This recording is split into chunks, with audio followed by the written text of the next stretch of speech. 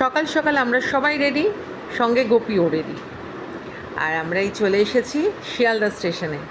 এখানে এসে দেখছি এত ভিড়, মানে সারা কলকাতার মানুষ মনে হয় সুন্দরবনে ইলিশ উৎসবে যাচ্ছে। আর শুধু পরে জানলাম যে শুধু কলকাতা নয়, মালদা, মেদিনীপুর সব জায়গা থেকে লোক এসেছে। আর এই যে আমরা পৌঁছে গেছি ক্যানিংয়ে, আমাদের অটো করে নিয়ে যাওয়া হচ্ছে ফেরিঘাট। সবটাই ছিল সাগর সঙ্গমের দায়িত্বে। আর যে রাস্তায় যেতে যেতে এত ভালো লাগছিল যে সারাক্ষণ ওই ইট কাঠ পাথরে ঘেরা শহরে থাকতে থাকতে দম বন্ধ হয়ে আসে। তাই বেশ একটু দুদিন গ্রামের এই সুন্দর পরিবেশ মনটাকে ভালো করে দেয়। বাইরে একটু ঝিরঝির করে বৃষ্টিও পড়ছিল, খুব সুন্দর লাগছিল। আর এই যে চলে এসেছি আমরা আমাদের বোটে।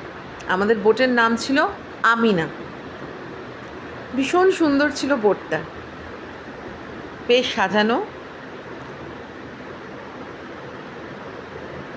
কত লোক আসছে শুধু একবার দেখুন।